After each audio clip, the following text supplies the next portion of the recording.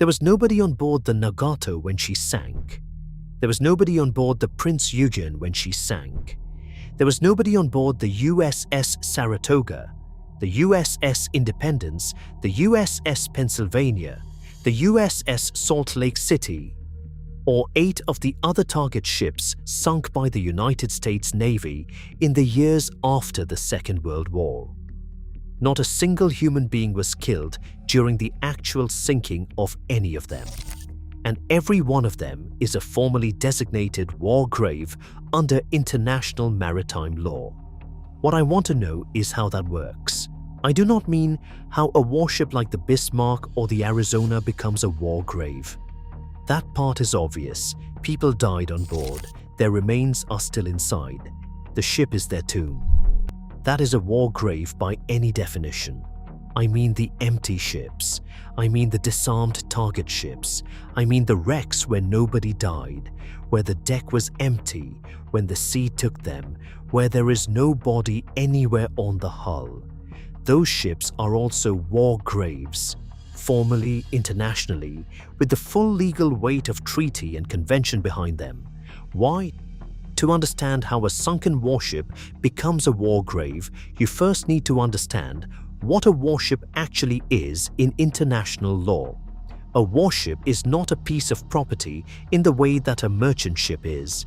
It is an instrument of the state. When a warship is commissioned, she is given a name, a flag, a hull number, and a small piece of permanent sovereign immunity that goes with her wherever she goes. A warship is, legally, a floating piece of the country that owns her. She is a piece of her flag state. She is her flag state. And that does not stop when she sinks. This is the bit that got me.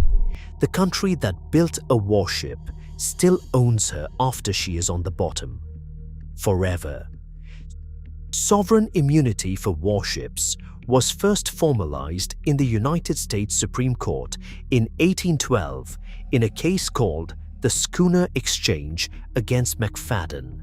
A French naval vessel had docked in Philadelphia, and an American merchant attempted to sue France for damages on the grounds that the ship had once been his property. Chief Justice John Marshall ruled that warships of a foreign state are immune from the jurisdiction of any other state anywhere ever. That ruling was written into customary international law within a generation. It was codified in the Geneva Convention on the High Seas in 1958. It was extended to sunken warships explicitly in the United Nations Convention on the Law of the Sea in 1982, and it was extended again in the UNESCO Convention on the Protection of the Underwater Cultural Heritage in 2001. Every one of those instruments says the same thing. A warship belongs to her flag state. She belongs to her flag state at the surface. She belongs to her flag state when she sinks, and she continues to belong to her flag state until her flag state explicitly says otherwise. Not most warships, every warship. So the question is, how does that get from sovereign immunity to war grave? The answer is more complicated than you might think. It comes down to who can salvage a sunken warship, what counts as a sailor on board, and a single doctrine the Royal Navy has held to for 2 centuries. Now here is where it gets interesting. Under sovereign immunity, no other country can legally salvage, board, photograph, or interfere with a sunken warship without the explicit permission of the flag state. That means that if Germany wanted the Bismarck raised, the British government could not legally object, but no other country could legally raise her without German consent. The same applies to the Tirpitz, the Prinz Eugen, and every German U-boat at the bottom of the Atlantic. The same applies to the Nagato, the Yamato, the Musashi, the Shinano, every Japanese carrier and battleship at the bottom of the Pacific. The same applies to every American warship lost in any ocean of any war. If the flag state does not authorize interference, no other party can touch the wreck. Legally. And in practice, the flag state almost never authorizes interference, because to authorize it would be to set a precedent, one that could be applied to its own dead. And then there is what counts as a sailor on board. This is where the empty ships come in. In international law, a warship does not need to contain human remains to be a war grave. She needs only to have been a commissioned warship at the time of her loss. The reason for this is practical. After a battle, you do not always know who is still inside a wreck. You do not always have time to recover the dead. You do not always have the technology. You almost never have access to enemy waters in the immediate aftermath of a sinking.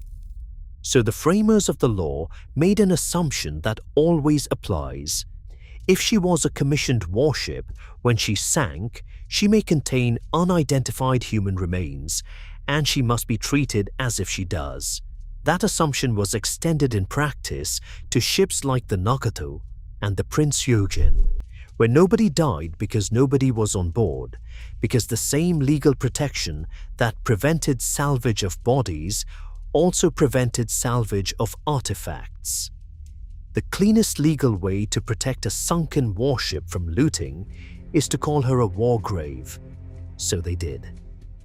And then there is the British position. The Royal Navy has held since at least the Napoleonic Wars to a single doctrine on lost ships, codified into British law in the Protection of Military Remains Act of 1986. The doctrine is one sentence long. In plain English, His Majesty's ships, once lost, do not cease to be His Majesty's ships. That sentence did three things. It made the wreck of every Royal Navy vessel at the bottom of the sea legally indistinguishable from a ship still in commission. It made the bodies aboard those ships legally indistinguishable from a serving sailor on watch. And it set the principle the rest of the world chose to copy. Sunken warships do not stop being warships.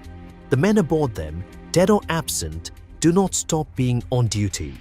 And the wreck, occupied or not, does not stop being a piece of the state that built her. If you wanted a single sentence that turned every sunken warship in the world into a war grave, that one did it.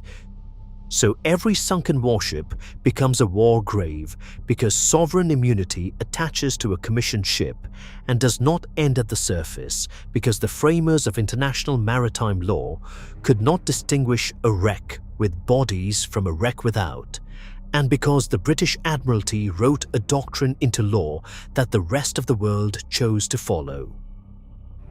The Nagato had nobody on board when she sank. She is a war grave. The Prinz Eugen had nobody on board when she sank. She is a war grave. The Saratoga had nobody on board when she sank. She is a war grave. The Bismarck has 1,200 men inside her. She is a war grave too, but no more so under the law than the empty ones. The ship is the grave.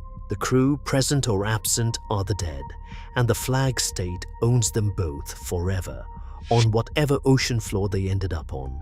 Nobody is taking them up. Nobody is going to. Now, if you enjoyed this video and want to see more like it, please let me know in the comments, and I will make more of these for more ships. Be sure to subscribe so you do not miss those, and I will see you next time.